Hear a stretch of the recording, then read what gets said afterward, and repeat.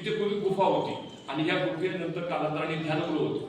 इथं ध्यान केलं जायचं. अनेक साधू संत महंत यांनी ध्यान केलेलं आहे आणि हे ध्यानगृह असल्यानंतर ग्रामस्थांनी काही अनेक शेकडो वर्षापूर्वी या मंदिराची स्थापना. या ठिकाणी शिवलिंगाच्या शेजारी एक कुंड आहे छोटंसं, तिथलंच पाणी घेऊन तुम्ही शिवलिंगावर तुम्ही अर्पण करू शकता आणि बाहेरून पूजेला पाणी वगैरे काही आणायची गरज नाही. म्हणून एक लोटा जल सब समस्या का हल, हे इथलं ब्रीद वाक्य आहे. एक लोटा जल तुम्ही तिथं शिवलिंगावर अर्पण करा, सर्व समस्याचा हल होईल असं या ठिकाणी आख्यायिका सांगितली जाते. पाणी सुद्धा बाहेरून आणायचं नाही पूजेला, तिथलंच पाणी घ्यायचं आणि ते अर्पण करायचं. असं हे ठिकाण अद्भुत आणि अगदी उन्हाळ्यात सुद्धा अखंड पाणी राहतं. आणि ह्या शिवलिंगाच्या खाली स्वयंभूलिंग आहे, ते 3.5 फुटावर आहे. ते अधिक मासामध्ये अमावस्येच्या दिवशी बाहेर काढलं जातं, त्याची विधिवत पूजा केली जाते आणि सर्व भाविक भक्तांना त्याच्या दर्शनाचा पुण्य प्राप्त होतो. ते स्वयंभूलिंग हे वर्षातून 3 वर्षातून एकदाच काढलं जातं असं हे त्याची संपूर्ण आहे.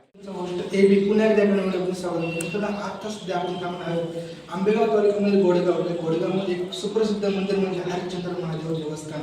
आज आपल्या सोबत काही या मंदिराचे अध्यक्ष. नमस्ते, मी प्रशांत काळे पाटील, अध्यक्ष श्री हरिश्चंद्र महादेव संस्थान घोडेगाव तालुका आंबेगाव जिल्हा पुणे. आता हे हरिश्चंद्र महादेव मंदिर याविषयी तुम्ही काय माहिती ते हरिश्चंद्र महादेव मंदिर जे आहे ते अतिशय पुरातन काळापासून आहे.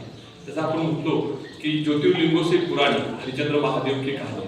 जे ज्योतिर्लिंगाचा उगम जो झालेला आहे तो महाभारत आणि रामायणाच्या नंतरच्या काळामध्ये झालेला आहे. परंतु हरिश्चंद्र महादेवाची महती अशी आहे की राजा हरिश्चंद्र जे त्रेतायुगामध्ये काशीच्या नगरीमध्ये राज्य करत होते, अयोध्येच्या नगरीमध्ये राज्य करत होते, ते राजा हरिश्चंद्र या ठिकाणी येऊन तपश्चर्या केली आणि तपश्चर्या केल्यानंतर ह्या शिवलिंगाच्या खाली ते समाधिस्थ झाले आणि म्हणून त्यांची स्वयंभूलिंग हे हरिश्चंद्र महादेवाचे जे शिवलिंग आहे त्याच्या खाली 3 फुटावर एक स्वयंभू लिंग आहे आणि ते हरिश्चंद्र राजाचं आत्मलिंग आहे. म्हणून याला या ठिकाणी हरिश्चंद्र महादेव म्हणतात आणि हे अनेक वर्षापासून अतिशय पुरातन काळापासून आहे.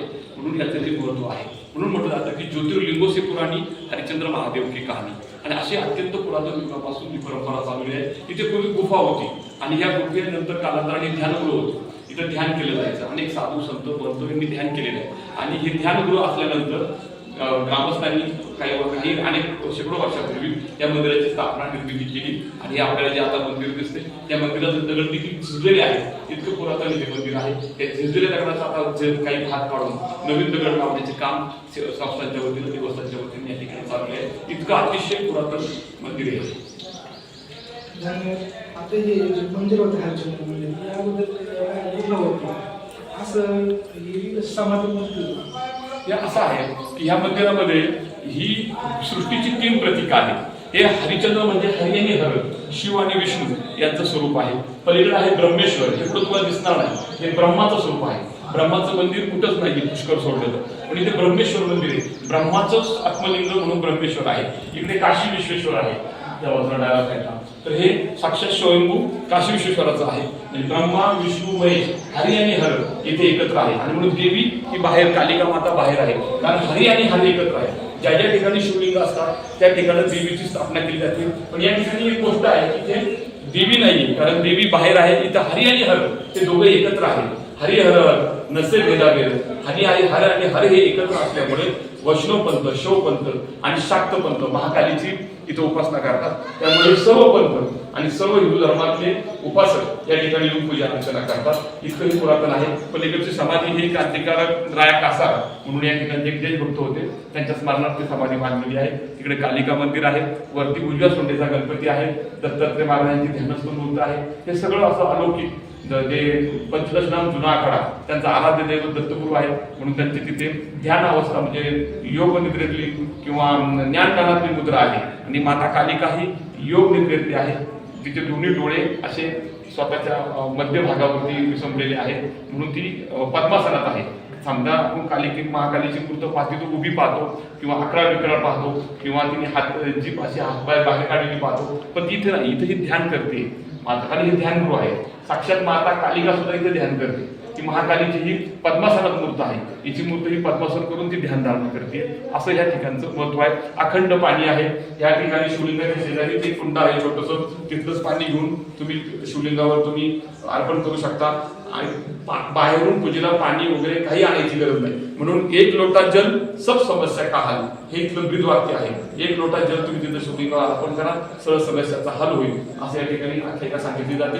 पाणी सुद्धा बाहेरून आणायचं नाही पूजेला, तिथलंच पाणी घ्यायचं आणि ते अर्पण करायचं. असं हे ठिकाण अद्भुत आणि अगदी उन्हाळ्यात सुद्धा अखंड पाणी राहतं. आणि ह्या शिवलिंगाच्या खाली स्वयंभूलिंग आहे, ते 3.5 फुटावर आहे.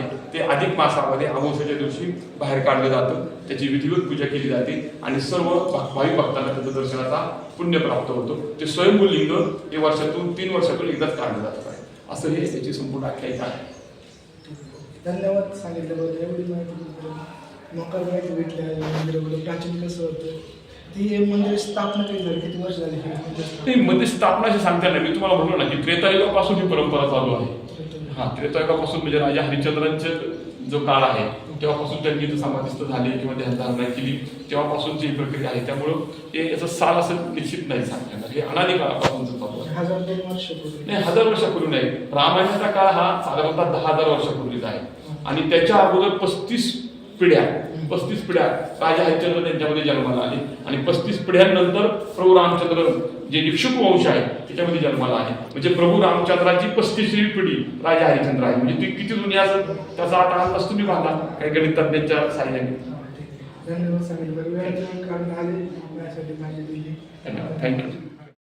तर मित्रांनो, आजचा व्हिडिओ तुम्हाला कसा वाटला, नक्कीच आवडला असेल तर कमेंट बॉक्समध्ये हर हर महादेव लिहायला विसरू नका. तोपर्यंत भेटू अशा नवनवीन ऐतिहासिक व्हिडिओमध्ये लवकरच. तोपर्यंत जय शिवराय, हर हर महादेव.